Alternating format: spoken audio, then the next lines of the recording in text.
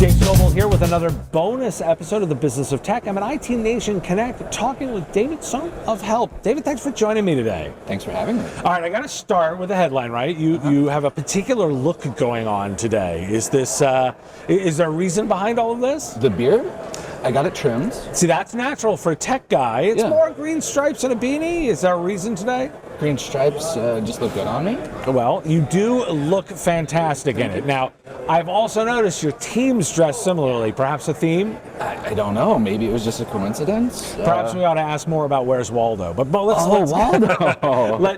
let's get into some of the more stuff. I'm intrigued to get a little bit of a sense of how you guys identified a particular opening in the market for Help's offering. Like, what was the impetus behind all that? Absolutely. So previous to starting Help, I was working for a company that sold transceivers.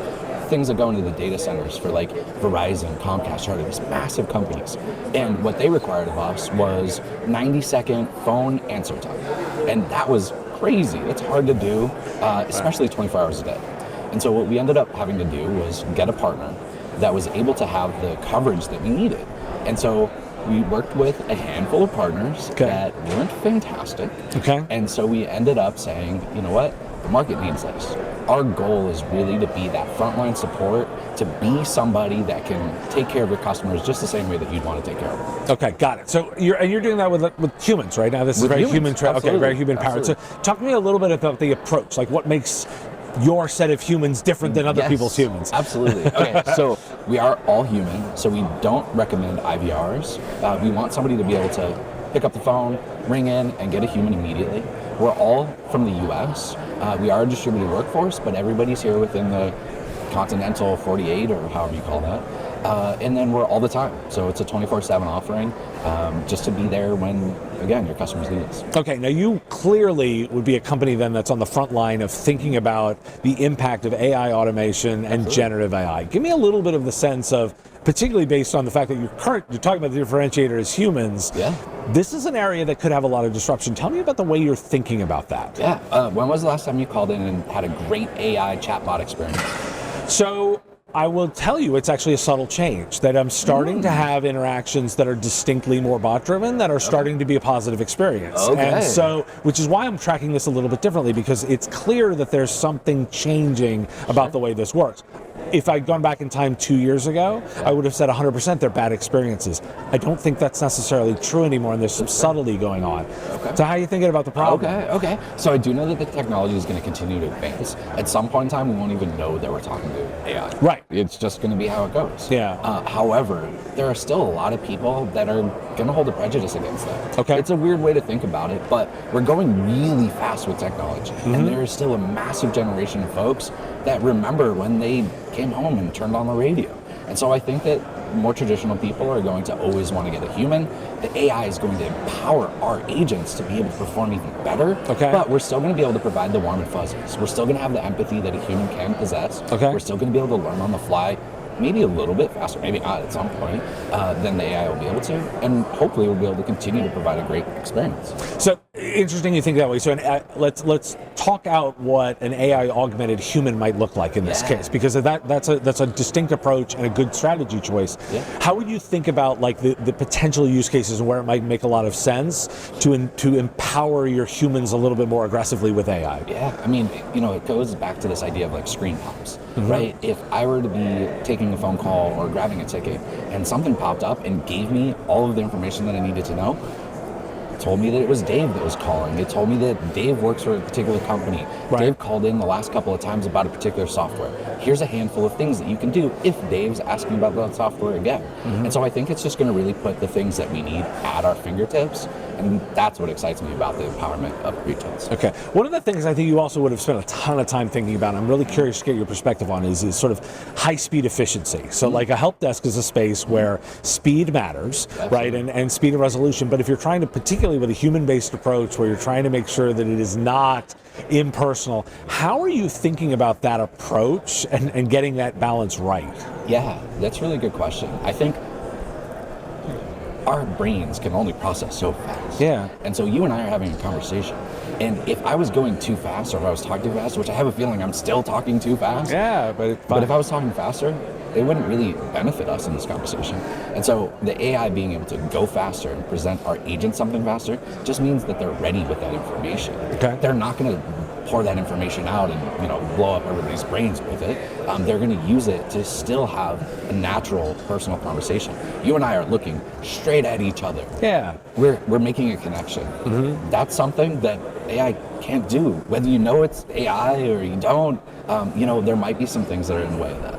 Potentially. I think it's an interesting area to explore because we anthropomorphize a lot of these agents. Sure. And so in a way, our brains rewire themselves a little bit to create that connection because humans want it.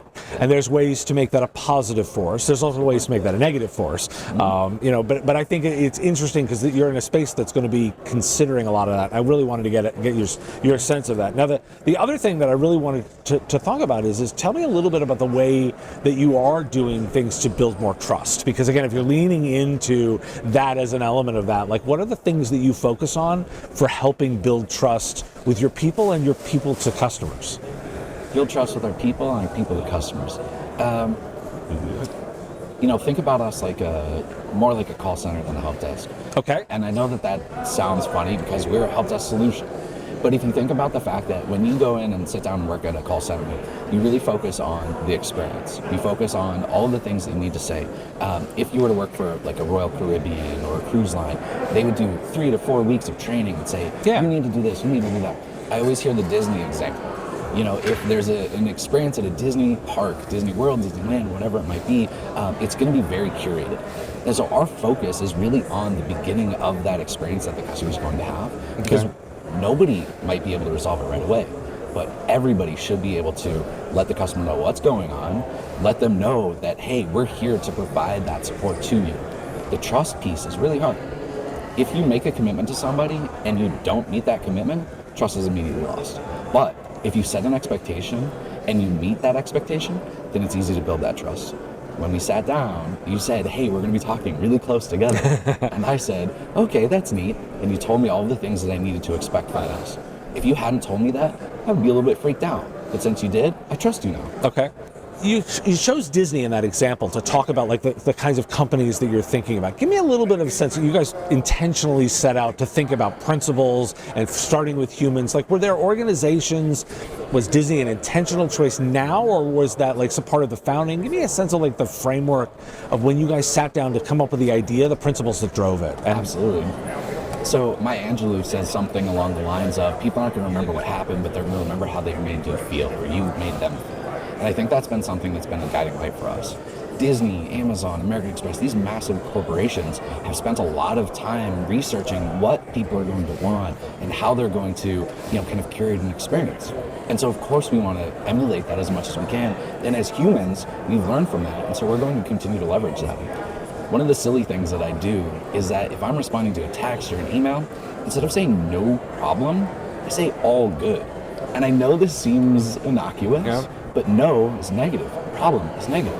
All is positive, good is positive. Okay. So these are the things that come together. Now, I love that talking about it in this sense because that's very personal and intimate. Now, but the tension you're dealing with is you're trying to scale that, which means you've got to have thought about some of the ways that you're going to measure that. Of course. I would guess things like time to resolution and ticket closures and stuff are not measuring that particularly well. How are you guys thinking about measuring that to make sure that the experience is consistent in the way you want it to be? Of course. And so how earlier I was saying it's all about the human experience and that AI was going to empower our agents? Yeah. AI sentiment analysis is something that is available to a lot of folks. Okay. And it's something that we leverage. Somebody calls in, they have an experience, we're able to kind of get a baseline of how that experience went. And frankly, the volume's high enough that we can't listen or hear everything to be able to score that thought. But if we had something that was able to do it all at once and kind of point out the problem areas, then we can continue to coach and train the team so that we kind of remediate. Okay, so give me a little sense then, there's got to be some structure around that. And I'm interested in the kind of management structure of how you're managing those people to help them be effective. Give me a little sense of how that works. Yeah, absolutely. Okay, so we've added way too many layers. What we have now are our agents that are just our base level agents. We've got a team lead, we've got a service manager, we've got a VP of operations, and then we've got us. And the idea behind that is that we continue to have the safe place, the next level, so that an agent can say, hey, you know what, I was having a bad day. That's why that call kind of went sideways. And they can do that with their team lead, they can do that with their service manager. Okay. So that helps. And then I guess I want to get into this. How much is something like an NPS score or stats around like that? How much are you leaning into those approaches to it? That's a great question, Dave. Okay, so long-winded answer, Copy. Cool. One of the things is that we work directly within our clients' tools. Okay. So if they're doing NPS, if they're doing like a Smile Back or oh boy, what's the other one? A Crewhoo or one of those other tools. Yeah, sure. Then we get to see that, but it's through our customers' interaction with their customers. So we end up with something that is indicative of an experience. However, when was the last time that you filled one of those out or you did something like that because you had either a really great experience or a really bad experience? Have you ever done one when it's just been like, okay, mediocre? So much less likely. Occasionally, depending on my mood, but yes, much less likely to do that. And so that's how we see it. I mean, that's fantastic. Of course, Net Promoters are a good thing. Of course, we want to look at CSAT. Of course, we want to look at all that stuff. And we do our own kind of internal focus thing. Our external clients, they're looking at it themselves as well. We're able to go back to those call recordings. We're able to go back and review and train our agents. But the whole experience has to be awesome. Everything has to be awesome, because I don't want to just see the great ones. I don't want to see the bad ones. I want to see that everything's on the A-play. Gotcha. You mentioned something there that intrigues me that I want to get a little bit more insight into, because I see a parallel in you using your customers' tools with the challenge that MSPs have when they talk about co-managed IT, because they're trying to also let customers. What have you learned from a success perspective about using your customers' tools rather than trying to do your own? Oh, it's you should get paid to do this. Maybe I should have a podcast doing this kind of stuff. So I think that for us, what we've done is we've, again, enabled the agent. Our focus is really a platform that we provide to the agents so that they can switch seamlessly. We do training on each one of the tools that the agents are using, but we make it so that it's so low overhead. A call comes in or a ticket comes in for a particular client using a particular set of tools. I've been trained on those handful of tools. I go into that platform, I click a button, and I see all the tools that are available to me for that client. I then go in, do what I need to do, close the ticket out, whatever it might be. What we're doing, frankly, is building super agents. Okay. We're building people that have used the top 5 and the next 5 tools in all these different categories. We've got folks that are on the ConnectWise, ecosystem entirely, but then we also have people that are outside of it. And so when our agents leave our organization, which we're happy to see, because I feel like we've kind of molded them in a place that makes it so that they're more attractive to the market, they then go off to an MSP and they say, what tool do you have? Oh yeah, I've used that a bazillion times. Okay. So I want to get, because you said something there, I want to make sure that my assumption is right, and I want to get a little bit more of the learnings there. It sounds like the key element there is investing in training, right? Getting the people. So what have you learned from that training process about what really works to make those effective agents? I am going to completely fumble the way that this goes, but it's learn, do, show. Okay. I think I got it right. We'll see what happens. I'll Google that. Okay. Learn is that we're going to teach the agent how to do it. Then we're going to have them do it. And then we're going to ask that they show us to do it. Okay. And we find that, of course, retention is really low. But as you continue to build up, as you continue to get to that point where, hey, I've learned 20% of what I need to do. Okay, right. Now I'm going to go do it, and I'm going to learn another 20%. And now I'm going to show somebody how I did it. Maybe that's another 20%. Okay. And then we just get better over time. Okay. And so I've been asking a lot of leaders that I've been talking to particularly about this, and it seems like your answer would be particularly fascinating based on the way you're spending so much of your time on people, right? Mm-hmm. I mean, ultimately, you could position as a tech company, but what you actually are is a people company, because you've got to manage so many of that. So I'd really like to get a little bit of insight as a leader and founder in your organization. Like, what is your decision-making process that helps you come to conclusion, particularly as you're having to make so many decisions about people? Oh, wow. Okay, so I think that when it comes to decisions about people where we're maybe doing a hire, we have a handful of markers that we look for.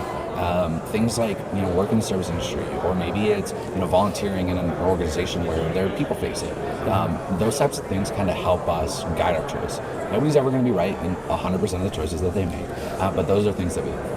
When it comes to training, we try to really meet the agent where they are with their training style. We have videos, we have text. Okay. Are you a video guy or are you a text guy? Right. That's how we try to really position things so that we can teach them.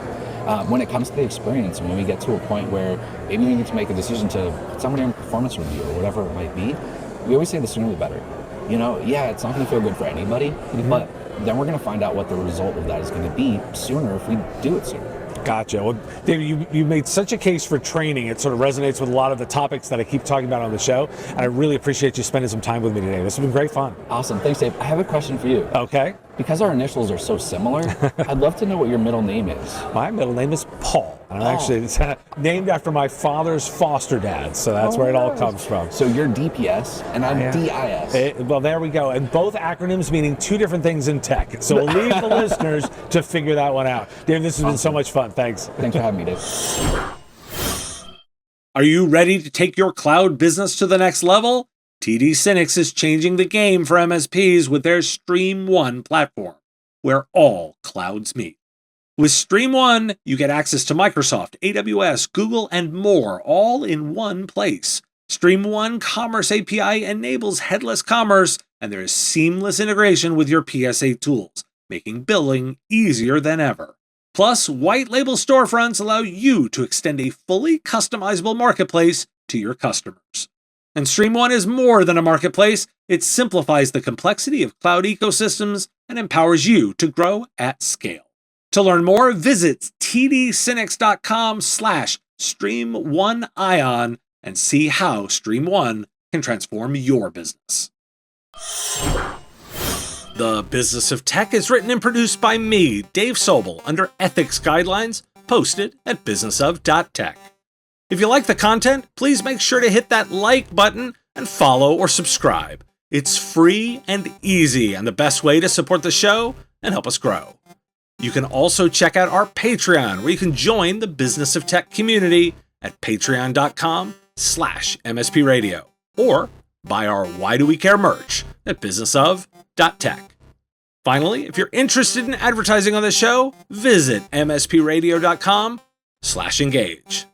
Once again, thanks for listening to me, and I will talk to you again on our next episode of The Business of Tech. Part of the MSP Radio Network.